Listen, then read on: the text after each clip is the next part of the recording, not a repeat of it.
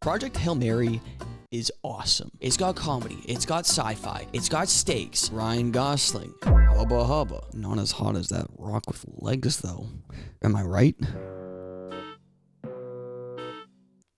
I don't know what I'm doing. For those of you who don't know, Project Hail Mary is about a spaceman who is sent to investigate a stream of particles that can be seen from the Earth's atmosphere. Along the way, he finds a spider-like alien creature, all while cutting back and forth between the past and the present. This video isn't about Project Hail Mary. It's just an example of a good space movie that you can juxtapose to what we're actually talking about. Spaceman, starring Adam Sandler, is about a spaceman that is sent to investigate a stream of particles that can be seen from Earth's atmosphere. Along the way, he finds a spider-like alien creature. I was lulled by the meditative sounds of your tune. Okay, I don't like the look of him. All while the story cuts back and forth between the past and the present.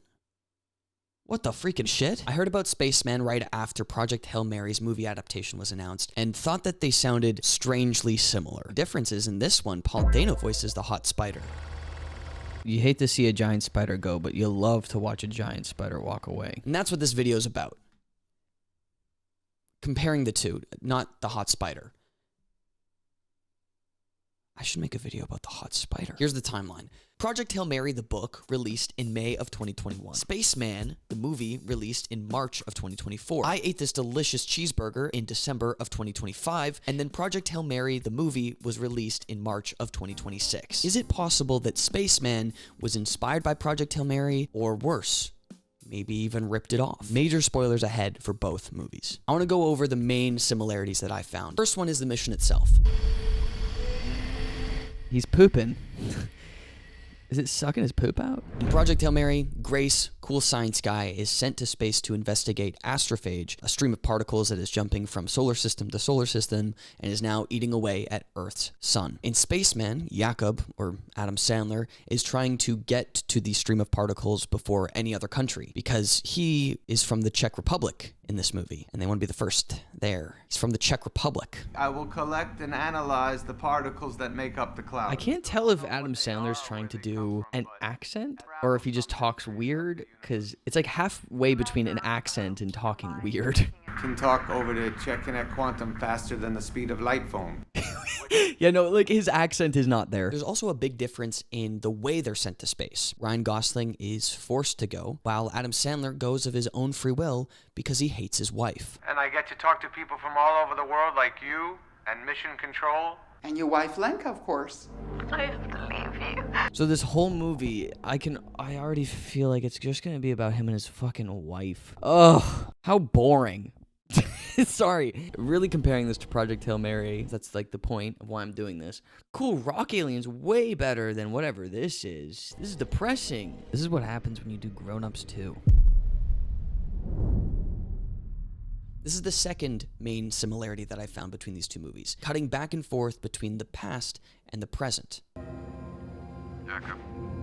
This is already interesting. Because if you remember in Project Hail Mary, and I'm going off of memory, and I watched it like a few weeks ago, there's very much a back and forth between the past and the present. We start the present with Ryan Gosling, or Grace, waking up and going around his spaceship. So this is kind of already ringing some bells, is all I'm going to say. Project Hail Mary does this in a really visually unique way, using different aspect ratios and often using camera movement to like transport the viewer. Spaceman's flashbacks, I don't even know, man. When you love someone, you're meant to amputate a piece of what is you and replace it with a piece of the other. Sorry, some of these flashbacks. This relationship seems toxic. Fucking amputated so much of myself, I don't even know who I am anymore. You go where I go, and I go where you go, right, spaceman? The way she talks is so funny to me. It feels like this movie is trying to be very deep. It asks us to care about things. It doesn't convince us that they're worth caring for. I wish to assist you in your emotional distress. It seems your mate is pulling away. Perhaps my presence can lessen your solitude. Does he want to have sex with him? These flashbacks are utilized from the therapy spider. He can see into Jakob's memories, and that is what motivates us flashing back. The flashbacks have this distortion to them. I'm not gonna lie, a little much, but it kind of makes me think of the spider's eyes, seeing through the spider's eyes. But I kind of Yeah, see, like, look, this is too much. At first, you think that Adam Sandler and his wife just have a toxic relationship, or even that she kind of sucks. You have to wait until the third act to realize what's really going on. I have to leave you. Oh, shit. She's in the microwave. Get her out of there. You there? I'm just tired and lonely. I can relate. I'm only judging off of what I've been given from this relationship, okay? Is she seriously trying to compare their situations? Like him being trapped in space, though on a mission of his own choosing, is anything in comparison to her being on Earth without him? That's not equivalent. Is that an Xbox? So she's upset because he left, even though she's pregnant, because the last time he wasn't there when she had a miscarriage. You were absent when your mate lost your first offspring. You were absent thereafter. Okay, that's what it looks like. It broke my soul. I just feel so alone, Jakob. I'm having an emergency. Let me call you back. That's an emergency? This guy sucks. In Project Hail Mary, Grace doesn't want to go. He doesn't want to go and be in space and be a hero because he doesn't think he's brave enough. He doesn't think he can do it. He doesn't want to go. It's scary. Which, to be honest, I understand. It was a suicide mission. This guy wanted to go to avoid his wife, who's pregnant and has lost a child before. What a dick. The Newlywed Game is filmed in front of a live studio audience. Bachelor number 1 has a hard exterior, but on the inside is as soft as a marshmallow. He's got a great sense of humor and can craft anything out of his special webs. That's right, ladies. Anything. Bachelor number 2 can travel through space and time, has a sweet but creepy voice to lull you to sleep, I will neither consume nor contaminate you. and is slowly dying of space maggot disease. Oh, what a terrifying visual. No. It's okay, don't bother acting. The nose aren't doing much. Oh, no.